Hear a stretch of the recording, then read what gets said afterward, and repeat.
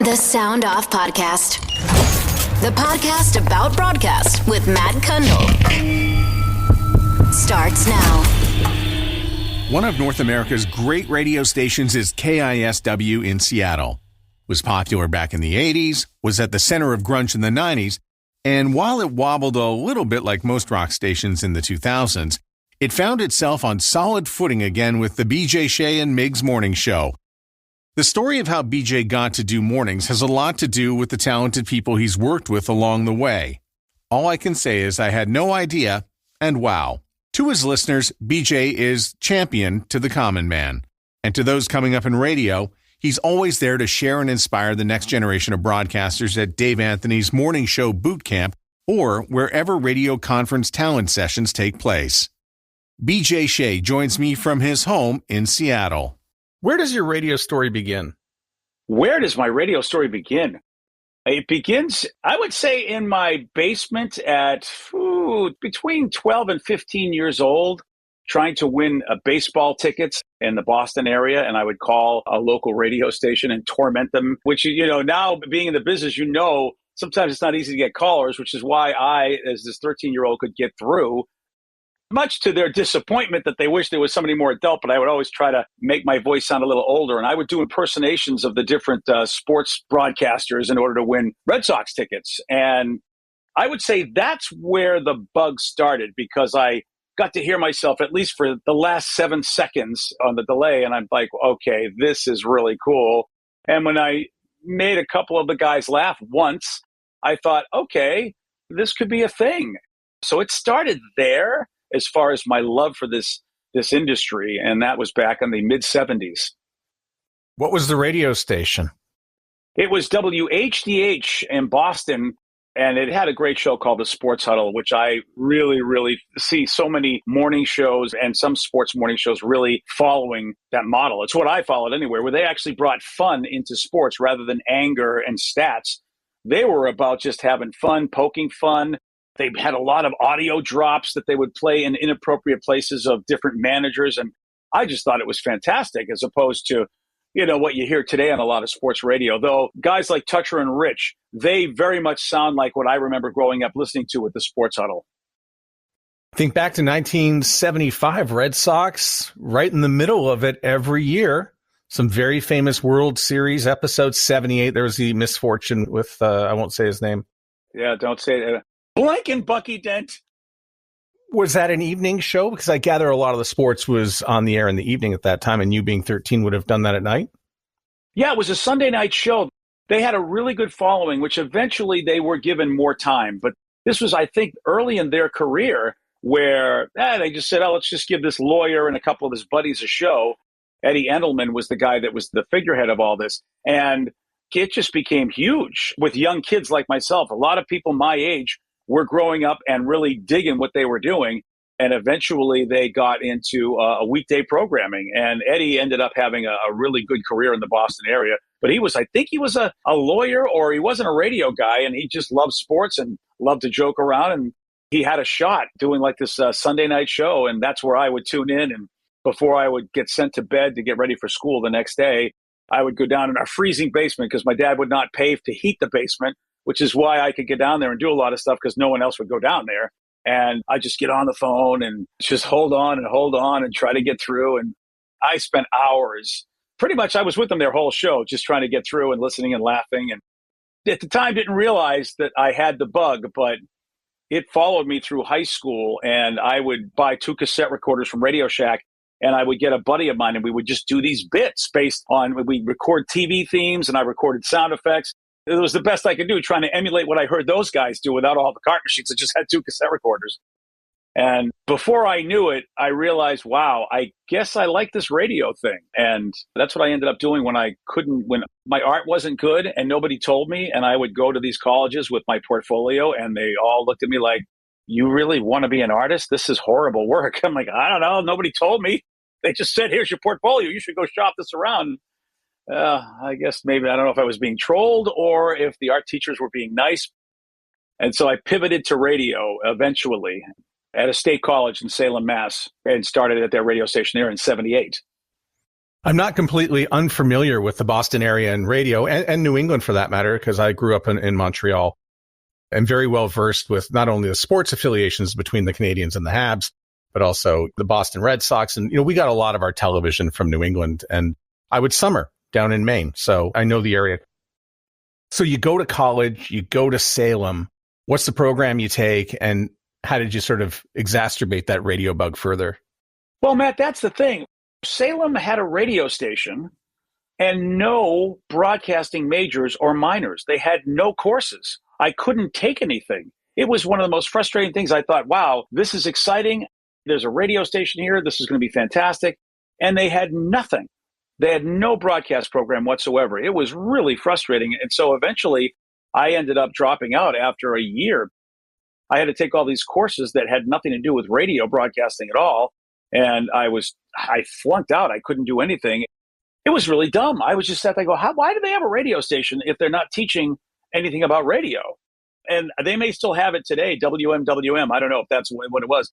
But I was exposed to a lot of people who said, don't do radio.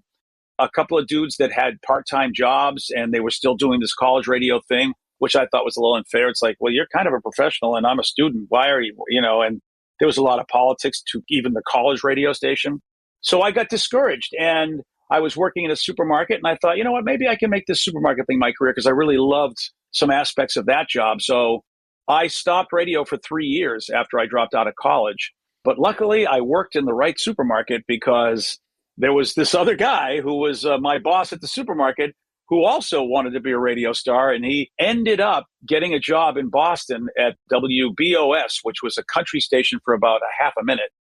And I went on to be his producer, since he knew I had the bug as well. And we worked together at the supermarket. And that was where I got my first shot at real radio, really, was working for him. But it didn't last long, but it was still fun. And I got my foot in the door and kept moving since then, actually.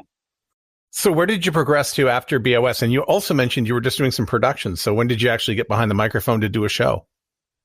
I did a show for the college station, and then I joined this cable station for a little bit. It was only on if you remember those, when you had cable television, there was the community message board. And then this station provided the soundtrack to the community message board. It was the only place it was heard. I remember I worked the midnight till 3 shift. And I gave away $1,000 just to see if anybody was listening. And the only one who was listening was the owner of the station, who was not happy with me. But I said, there's nobody listening. I said, dude, don't worry about it. I can do what I want. Literally, there's nobody listening because it's midnight. Who's watching the community message board on Woburn television, the only place you can get this station? But that's where I did start doing some on-mic stuff, on-air stuff behind the microphone, which then eventually doing that and toiling with that. And I got a couple of part-time jobs at different stations. There was one in Salem, WNSH, and then I got something at this country station at WDLW, and that's actually where I was producing for Dean before he went to BOS. So those were some of the limited situations that I got to have to be on mic, though eventually I was just producing for Dean when I was in Boston. That didn't last long, but that's about where it all started. Where'd you spend the 80s? I was fortunate enough to work, one of the people I work with in Boston, the news person, Chris Shire, when we all got blown out of BOS, she went and landed in Rochester, and she got a job working for the legendary Brother Weeds. So I had worked up in New Hampshire. I worked all over the place in Brockton. I was just trying to stay afoot. I was working at an arcade, doing what I could to stay in the business, but it wasn't looking too good. And then my first child was on the way, and I'm like, oh my gosh, this is bad. I don't even have a job, and now I have a kid coming. And then Chris calls me up and says, hey, we have an opening for a sports guy in Rochester. She said, so all you got to do is know sports, and you get to be on the show. And I'm like, oh, I know everything about sports. And Matt, the only thing I knew about was baseball. I knew nothing else. I didn't know football, hockey, basketball, golf. I knew nothing, but I desperately wanted to be in radio. So I lied and said I knew sports. I had a great interview because it wasn't just about sports. It was also being a sidekick. But I remember Weeze early on, as he's talking to me, and he knew a lot about sports as we're doing the show. And he's like, dude, you don't know anything about sports. How did you tell people you do sports? But the kind of radio he loved to do, he found that to be a plus, that the idiot that he hired who said he knew sports knew nothing about sports. All I did was get a subscription to Sports Illustrated and hope that would fill the gap. Because I would read that every month and hope that would somehow give me knowledge. But I was in Rochester. Weeze did like the way we sounded on the show. And he realized, sports isn't that big of a deal. We're having fun. So we did that for 4 years in the late 80s to early 90s. Well, how much is there to really know in Rochester? It's Bills Mafia territory. You talk about the Bills, Jim Kelly, Thurman Thomas, all the mistakes you think Marv Levy's making. And that was a glorious time because the 4 years I was there were the 4 years that the Bills went to the Super Bowl. It was glorious and it was heartbreaking. But we had Thurman Thomas as a regular guest on the show, Darryl Talley, two big Buffalo Bills stars at the time. And it was fantastic. One of the best moments ever is that Weeze had a great relationship with Sam Kinison, who was one of the biggest comedy stars you could ever imagine, filling stadiums, Andrew Dice Clay level, Dane Cook level, and now Joe Coy level.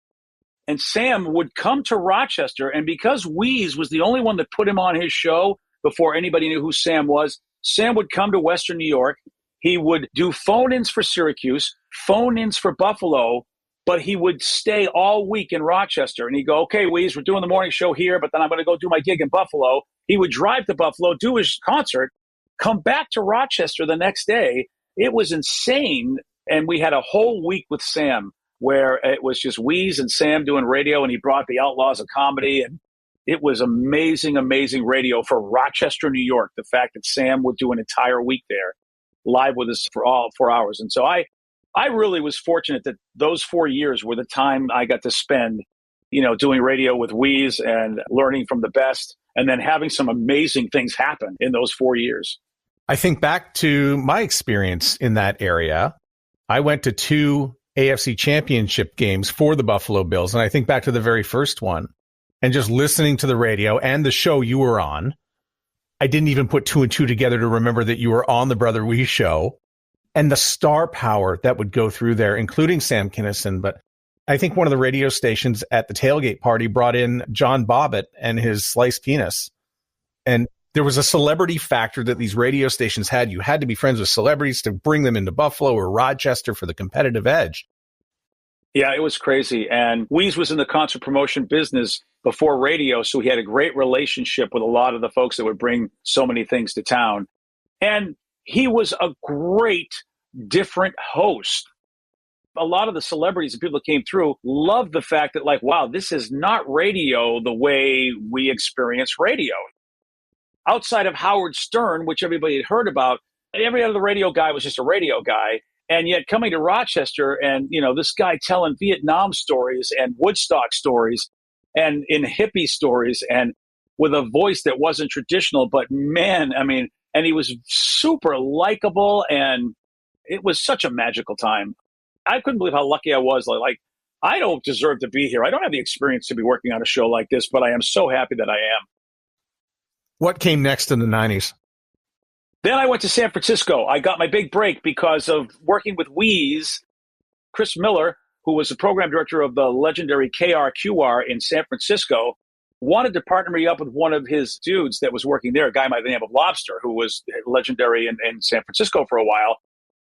We met, we went out there. That did not work out, but Chris and I really hit it off. And eventually he hired me to do an all-talk show way ahead of its time. The way it was put together, management didn't really know what we were doing. The general manager didn't quite tell everybody what was going on. It was the craziest 9 months of my life. And I went out there, and I'll tell you, Matt, in our business, if you can actually be debt-free, I went out there and I got such a nice salary increase that we were able to pay off all our bills. We were debt-free with 2 little kids until, of course, 3 months later, they fired everybody and blew up the format because apparently the general manager thought he was going to get Howard Stern to be on the station. And that didn't happen because the competitor, Howard's company, owns stations in San Francisco. And so they're like, we're not going to do that. We'd rather put him on a station that we own in San Francisco. And so it all went to hell in a handbasket, but it was a fun time. From there, I went to Jacksonville. Luckily, Chris helped me get a job out there because he felt badly that, he brought me there and it was just a mess. Jacksonville was fun for a couple of years. And then Bob Rivers, who I got to meet at a convention, Bob, who has become such an amazing friend. He was such an advocate for me. He met me at a convention, and because I wasn't a drinker and he was in recovery and we both liked Star Trek, I ended up really making a friend who would have so much impact on my career. I was a bit of a mess. I was a horrible employee, horrible attitude. Whatever talent I had, I sure as hell ruined whatever that was by just being a very bad coworker. And Bob took me under his wing and said, you're really good, but you know nothing about the politics of being an employee, the politics of doing this business. He said, we could learn from each other let's hang out. And he helped me get a job in Phoenix working for Nationwide. And that was his company when he was in Seattle. And I worked there for a couple of years.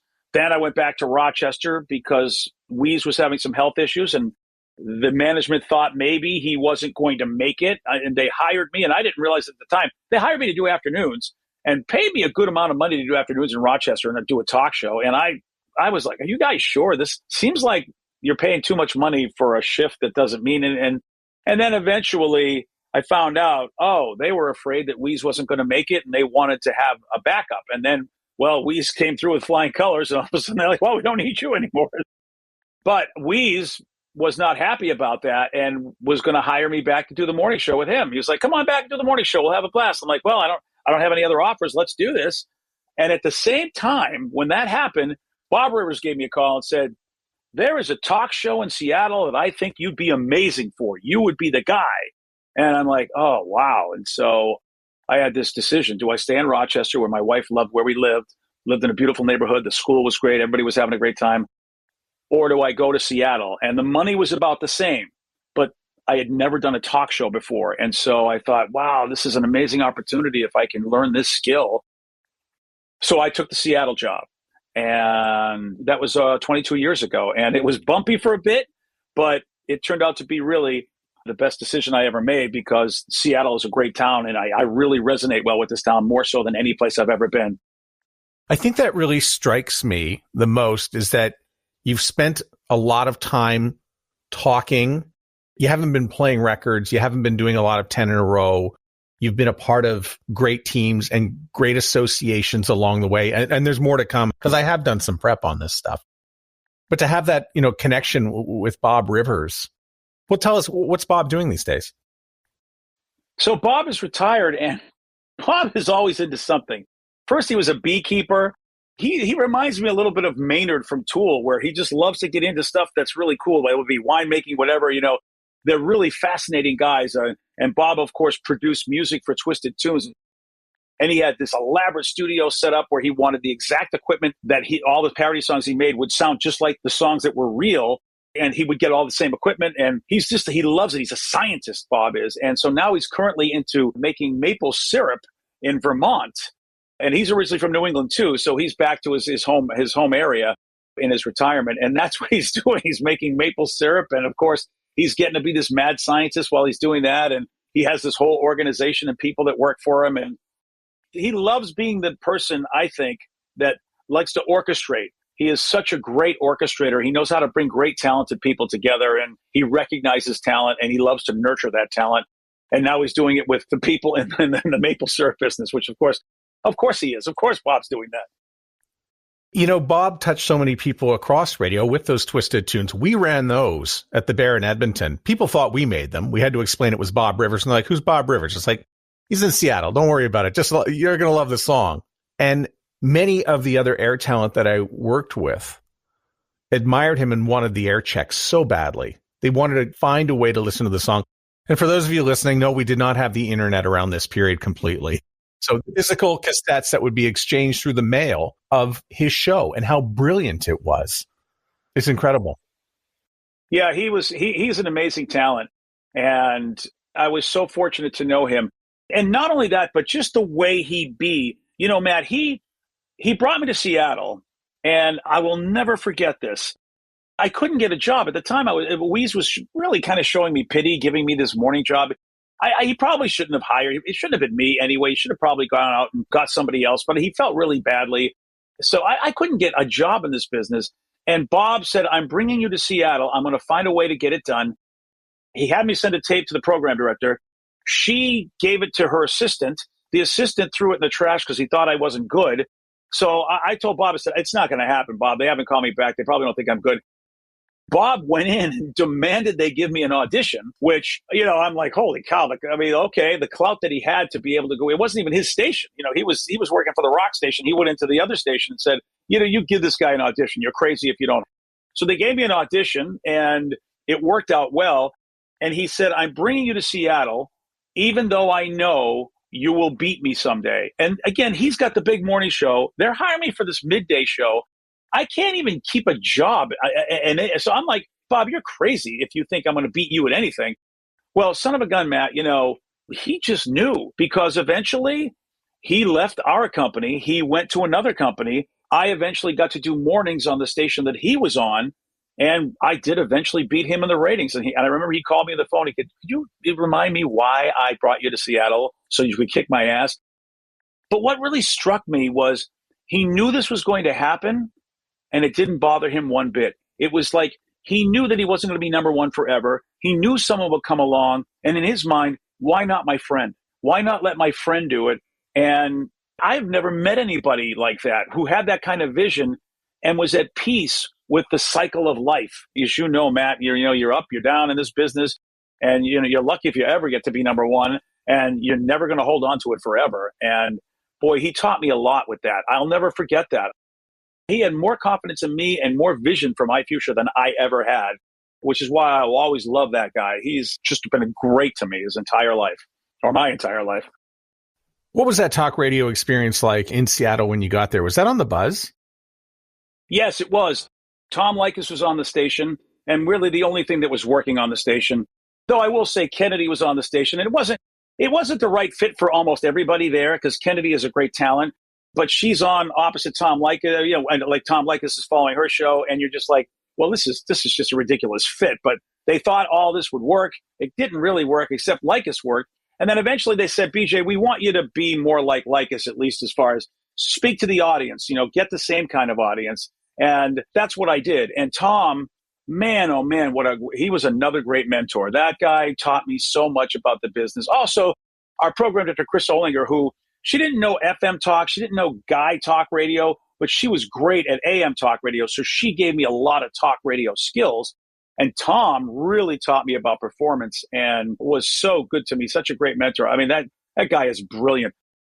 I think he's completely underrated in our industry for how brilliant he is and what a great mind he has and what he's done in his career. It's just sad because I think a lot of business people in radio do not understand great talent and why they're great talent.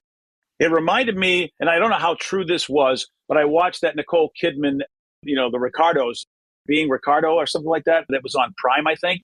And boy, the way Lucy was treated by all the management, and then you realize what a genius she was, how she operated, how she had visions of, like the sitcoms are playing in her brain and her mind. And I'm like, wow, I knew nothing about her brilliance. And of course, it's always lost on management. And I think it's the same with Tom. I feel like his brilliance, it was just lost on a lot of people. He would come to Seattle, try to help us out, try to have meetings, try to tell people how to sell it. And it was just like, nobody cared, at the time. I'm so happy my company has got so much better people. We have such a great staff now. But in the early days, we did not have the best people in management. And I applaud Entercom / now Odyssey because they fixed that. They recognized that. And they were like, yeah, we've got to make this better. And they have. But boy, back then, we didn't have the brightest bulbs running the ship at the time. I had Tom Leykis on this show, and it's not like it's the most downloaded show we've had. It is by 7 times over the number 2 show. It is crazy how he is sought after, that people still want a piece of what he has to offer. And it is behind a paywall. And if you love Tom, jump over the wall and help yourself and grab some of it.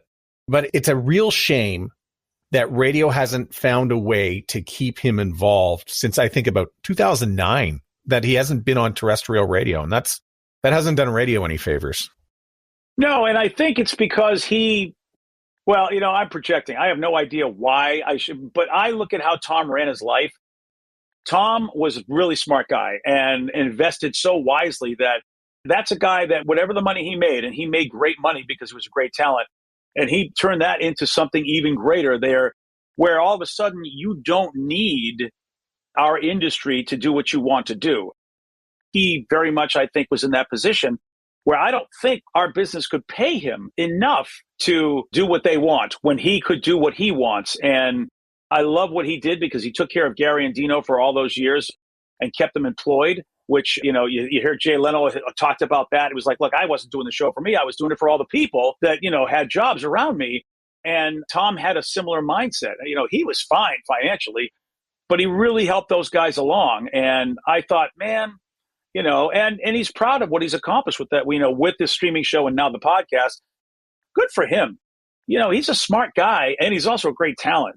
I listened to that show too, Matt. Great show. I love that interview. I thought that was such a well done interview and I really enjoyed it.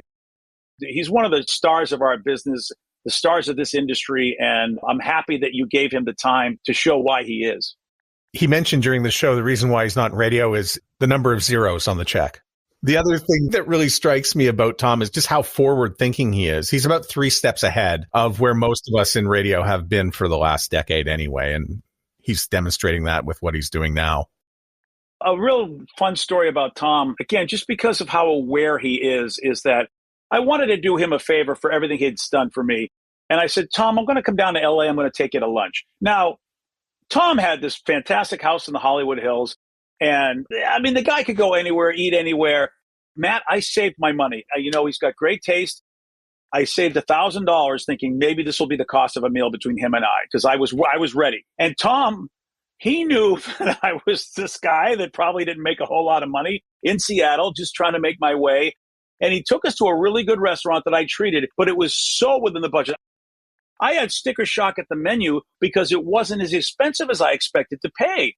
But I said, you know what? I want to show him respect. I want to do this. But he was cool enough. He took us to a place that I could afford to buy us lunch. I just thought that was amazing because, LA and every place we could have gone. And he was like, yeah, it was a good place we went to. It was tasty. It was wonderful. But I was like, I'm sure if Tom was going by himself, he would have gone to someplace else. It's just little things like that he doesn't get credit for. Always thinking, always being aware. And a lot of kindness. And that's another thing I'll never forget about him because I told my wife, I go, honey, I got this money saved.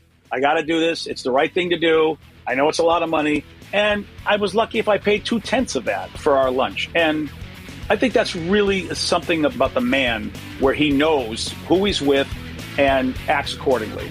It's those things like that just people don't know about him. In just a second, BJ and I talk a lot about Seattle radio. The people who shaped its sound like Dave Richards and Steve Young. Also, why radio is a performing art, and we try to figure out why it's not regarded as such. And BJ was no stranger to controversy. He tells us why he was removed from the airwaves in 2000 and how he found his way back on. There's more, including podcasts and other social media connection points to BJ at soundoffpodcast.com. The Sound Off Podcast with Matt Kundle. What happened in 2000 that you got taken off the air? I'll tell you what Tom said. This is the best piece of advice that Tom gave me. I said something really bad about religion, and at the time, it was not something that a lot of folks liked. The company was in a real tough spot, but I had no ratings. I was like number 27 in the market. They're like, well, this guy's an idiot. We don't need this. And so they sent me packing. Luckily, thanks to my agent, Paul Anderson, we were able to negotiate and get back and work it out and get me back on the air. It was an 8-month negotiation, but it got done. I'll never forget, I walked in. Tom was broadcasting live from Seattle. And I walked in. He's like, BJ, good to see you. And I said, yeah, Tom, it's good to be back. He goes, well, I hope you learned something. And I said, well, I don't know, Tom. He goes, oh, it's simple. Get ratings, then say something stupid. He was absolutely right. I'm on there, and really, I'm trying to be like him. And I even use one of his catchphrases, but I use it in such a stupid way that the company is like, what is wrong with you? And sent me packing. And I thought that was so beautiful of Tom because he was aware of what was going on. And just that line, get ratings, then say something stupid, was really brilliant because that is life. The thing is I had no value. Now that, we have better ratings, I think I've said dumber things, but because we have better ratings and we're, more valuable financially to the company, they're more willing to help me stay in place. That was an amazing learning experience because I thought I was done. I was told by people that I would never get another job. I would be over. It's it. You've blown up your opportunity. I will tell you it's funny because, here I am saying angry things about religionists. And the only person to reach out to me was Gary Bryan, who was a Christian. And he reached out to me, took me to lunch. Our daughters went to the same school. And I guess his daughter told him and said, oh, my gosh, my friend's dad just got fired on the radio, Dad. And so his daughter said, is there anything you could do for him?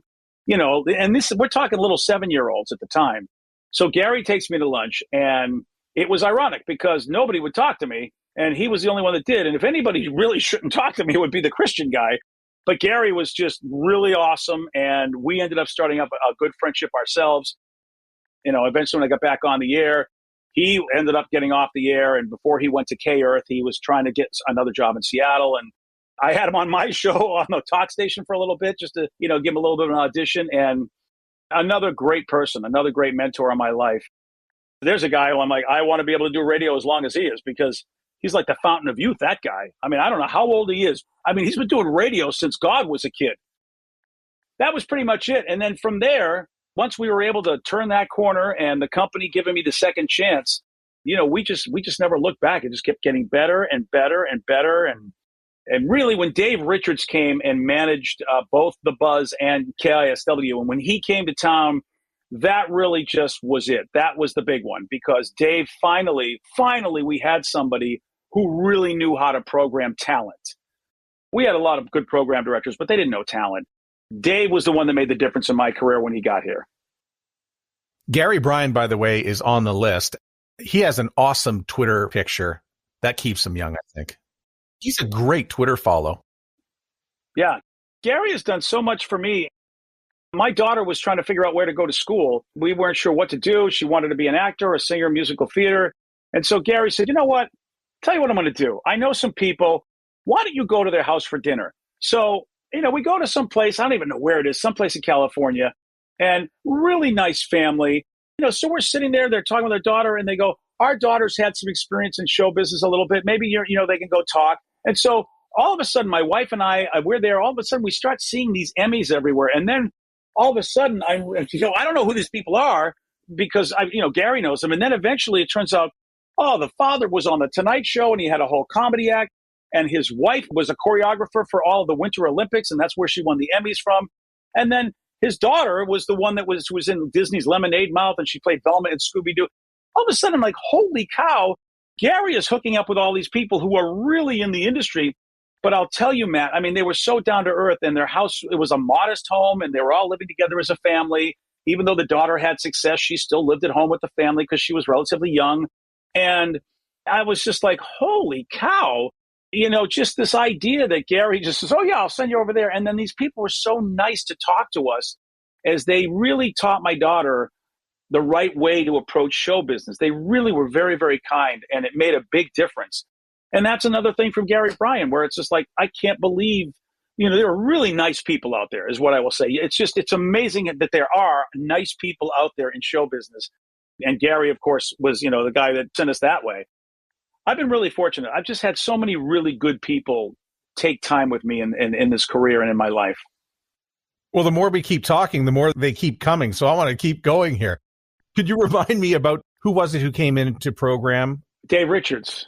So when Dave Richards came in, there was going to be some changes. And was one of those changes going to be the end of the Buzz? And did it move to country and then you got to move somewhere else? Yeah, this was a big secret.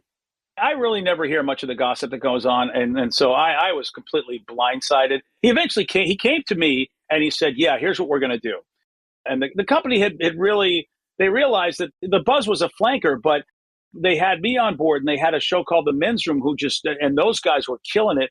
And all of a sudden they've got this radio station that is really successful, but they really wanted it to be on the rock station because that was the heritage station. That was the station they wanted to have all the personality. And so Dave got there and said, this is insane. We've got to figure something out. And so that's where they all put their heads together and said, what if we just take the best that the Buzz has to offer and just throw it all over on KISW and make it one of those old school, super successful rock stations like it used to be with all the talent and the music. But I did not know that they were bringing over anybody but me. So I'll never forget they had a news conference and they brought in all the TV stations and everything. And then I see the men's room like sitting in the crowd of like there was some chairs of people just sitting watching the presentation. And I'm like, because I thought they got fired. I was like, oh, they're ending the buzz. Dave didn't say anything to me. So I thought, okay, the only one surviving was our show. So before we went on to the press conference, I went into Dave and I started yelling. He goes, what is wrong with you? I go, you're having those poor bastards sit out there and watch me do a press conference about me getting a big show, and those guys just got fired and they got nowhere to go. And is that part of their severance? I go, what kind of a sick bastard? And he's like, oh, he's like, will you shut up? They're on the station too. I just didn't tell anybody. It's called a secret, you moron. And I'm like, oh, all right. That's just how stupid I am. I didn't know that they were actually part of the station. But I mean, there was a lot of love. There's a lot of love between us, them. I mean, it's truly like Dave put together this bunch of idiots, but who really got along together. And there's so much love for every day part into the day parts. It's something that I have never experienced in radio. There's always there's always jealousy and envy. And yet that isn't the case at all. We really all get along so well. And that is Dave. Dave is somehow, some way, he got all of these egos and me the biggest and somehow got us all to be kumbaya. And yeah, so they blew up the buzz, created KISW, and right after Howard left terrestrial radio, as a matter of fact, and we never looked back. I mean, it's been a blast ever since then. Over 15 years ago, I think. Okay, so I like the way you told the story, but you missed a part. Oh, what did I miss? I'm glad you're here, Matt, because the memory is gone. What did I miss? You missed the part where you get to tell everybody that your show was one of the only ones that actually grew in ratings after Howard Stern's departure. Yeah, and that's another thing I'm going to credit Dave with. We sat down with him because Dave's a big strategist. Dave is he's a great strategist, but he's also a great nurturer of talent, a great creator of fun and creativity.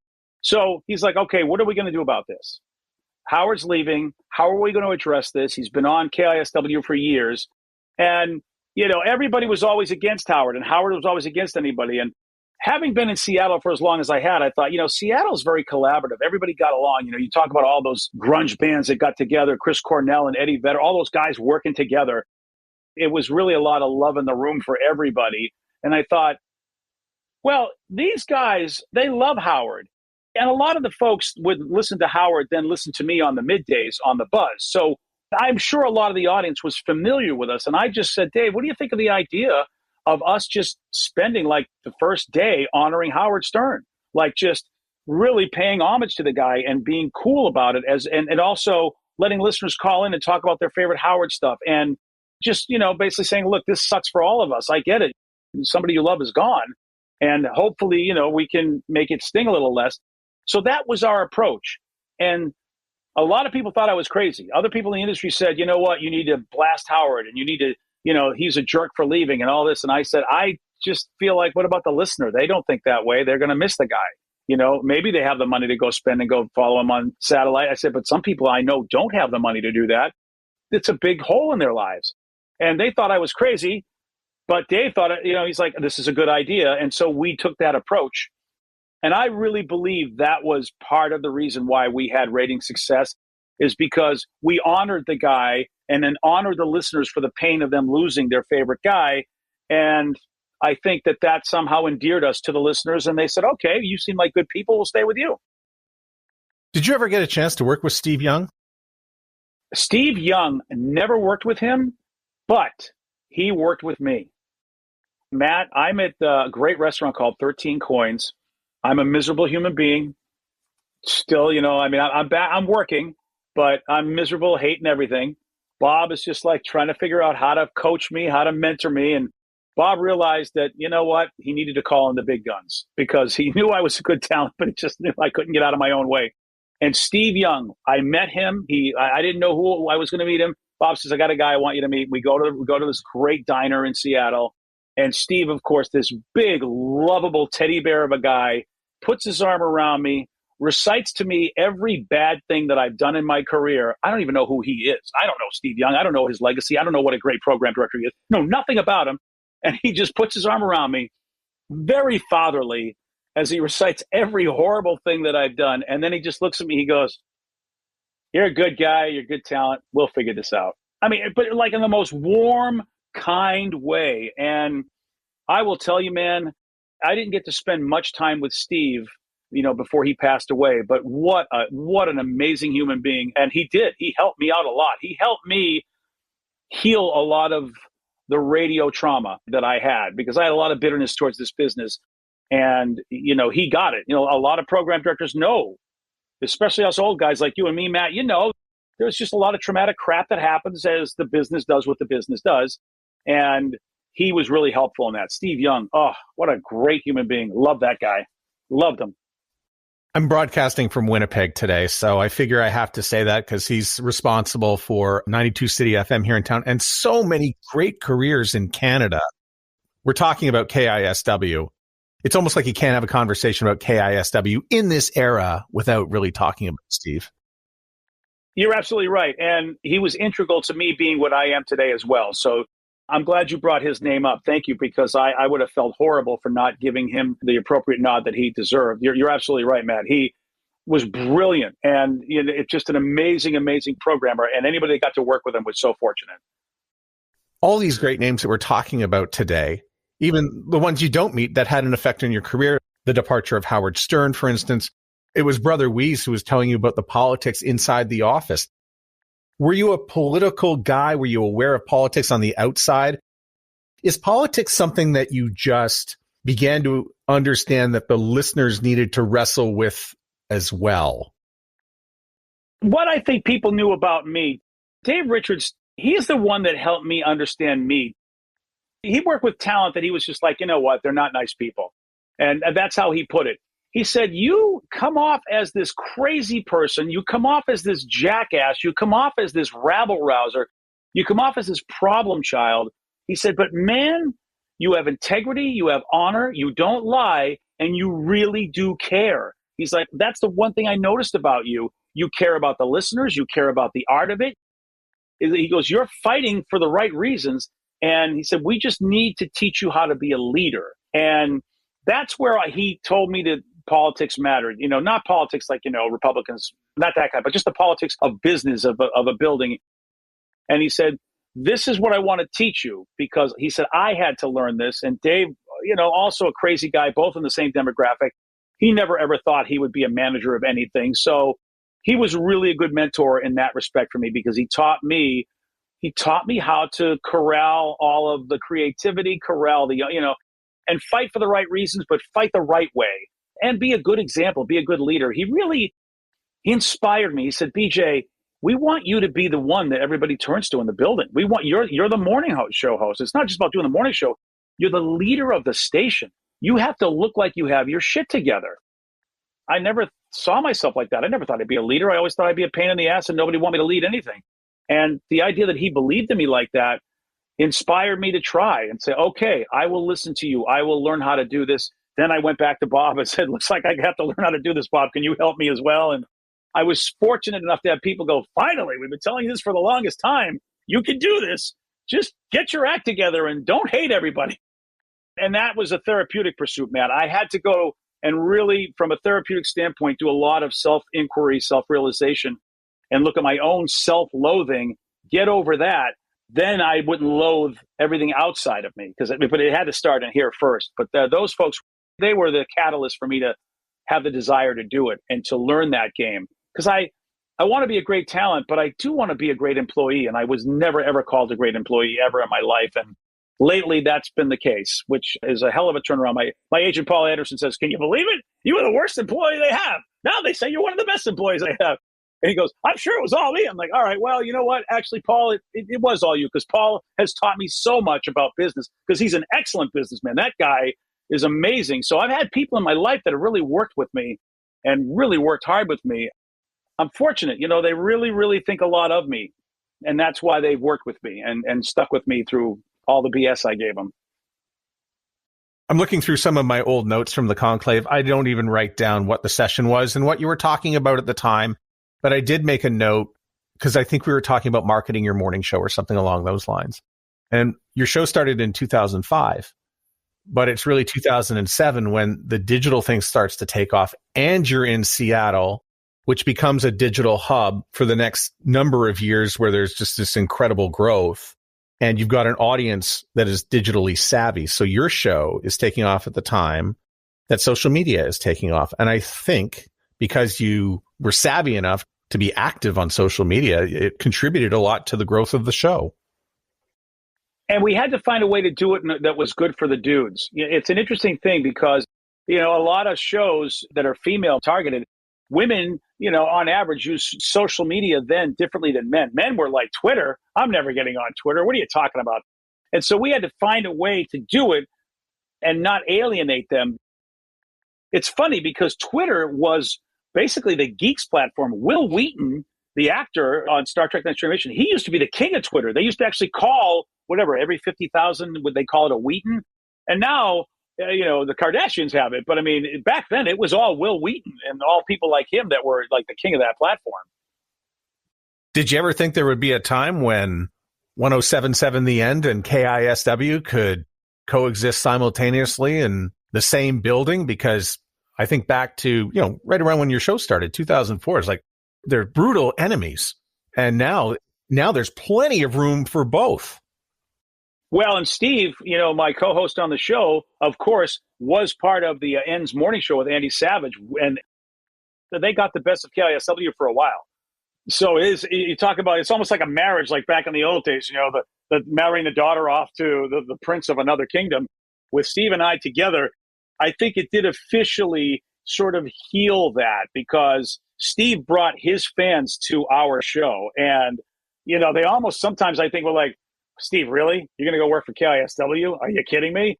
And our fans were like, really? You're going to bring that guy from the End over? And we're like, no, let me tell you, this is going to be good. Just come along with us. And Steve has been a fantastic addition. He has elevated himself. He started as the fourth guy on the show and put himself up now to equal co-host in the 15 years that he came here. And I don't know anybody who's as talented as he is because he can produce and he can turn that microphone on and be a talent. I don't know how to produce. I don't know how he does it. I don't know how his mind can go completely into clerical mode, then back into creative mode. And he does it so quickly every morning. It's just, we were so lucky to get him. I can't believe we got him. I can't believe his previous company let him go. But that's our business. Our business does not recognize talent, but we benefited because of that. Isn't that the case so often in radio? There's so many people out there who are willing to make a huge mistake and other people get to cash in on it. I love our business. Oh, gosh, yeah. They paid him like they were like, oh, gosh, wait, if you pay him, then we don't have to pay out his salary so much. So they were paying him to be on our show and beat their radio stations. And I'm just like, well, there you go. That's what's wrong with our industry is people like that are in charge because that is the dumbest thing I ever heard of.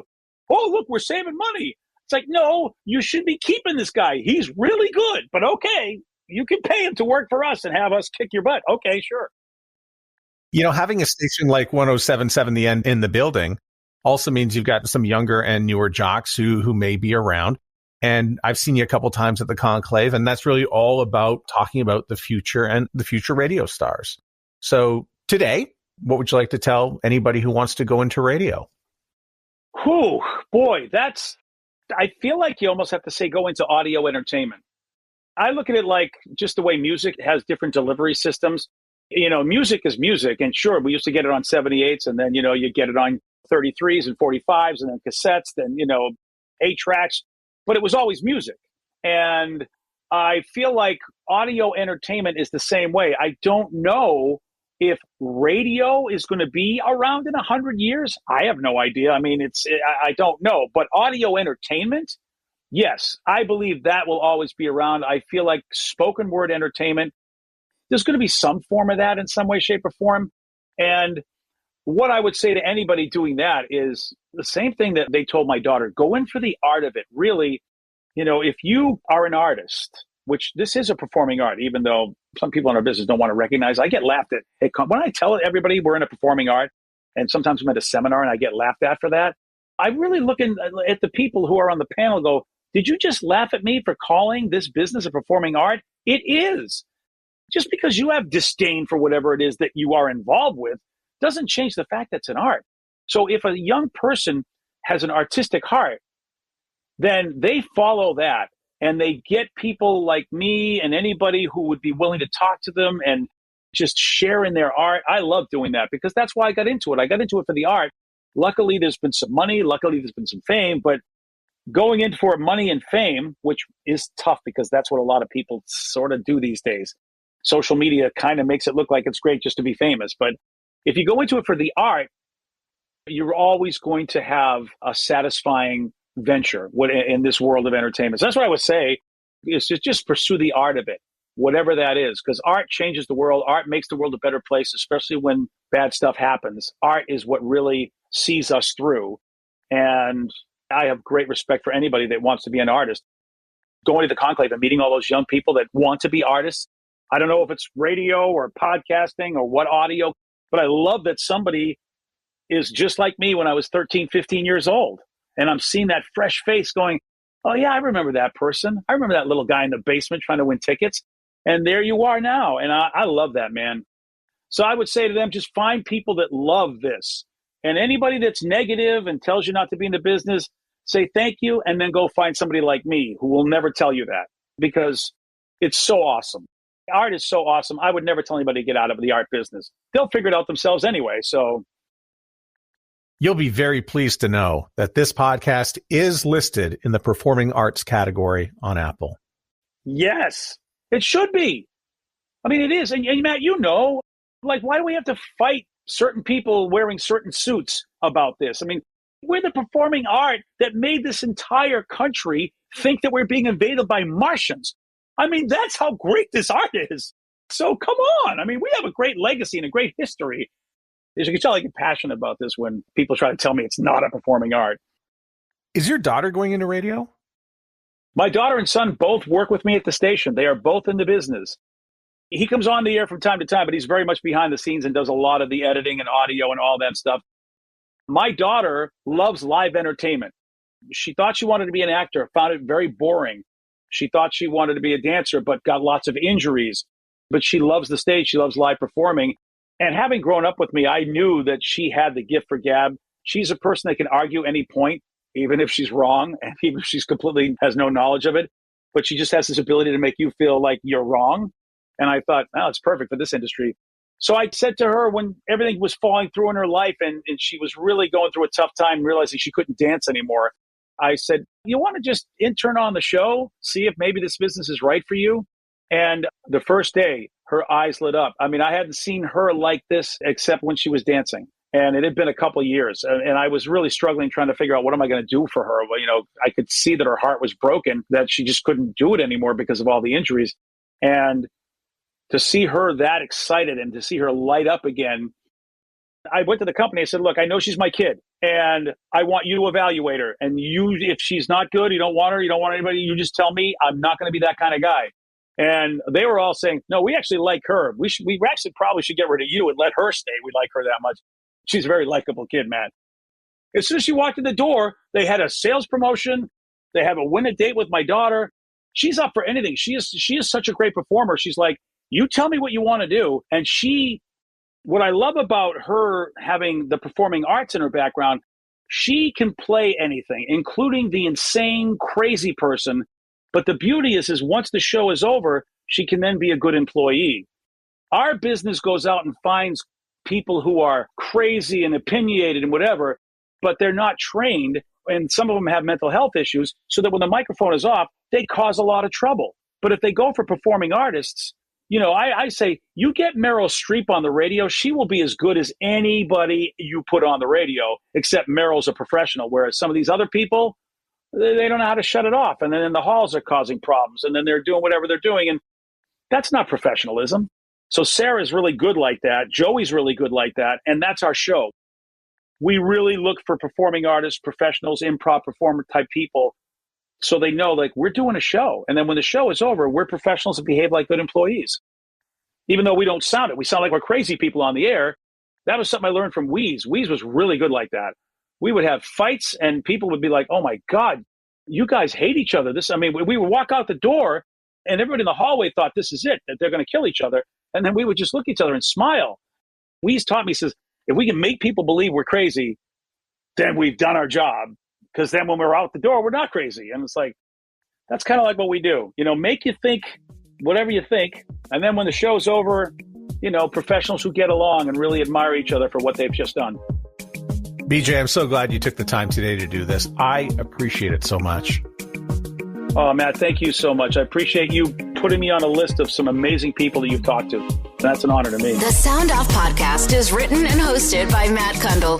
Produced by Evan Serminski. Social media by Courtney Krebsbach. Another great creation from the Sound Off Media Company. There's always more at soundoffpodcast.com.